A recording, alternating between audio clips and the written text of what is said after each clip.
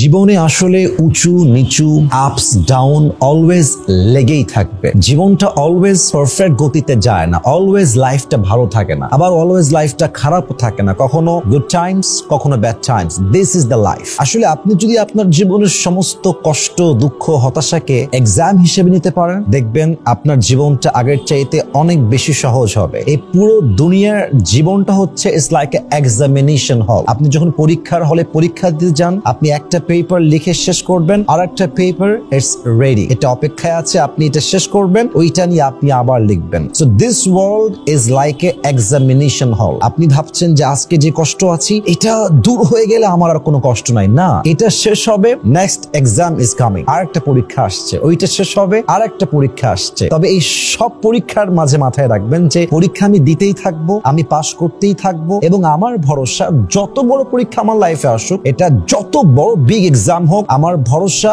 I will put my trust on my lord and I will believe that he will make a way out for me. আমি আমার রবের উপর ভরসা রাখবো। প্রত্যেকটা পরীক্ষার থেকে যত কঠিন হোক না কোনো পরীক্ষা, আমার রব তার রহমতের দ্বারা আমাকে একদিন না একদিন এই পরীক্ষায় পাশ করিয়ে এই বিপদ থেকে উদ্ধার করবে ইনশাআল্লাহ তাআলা।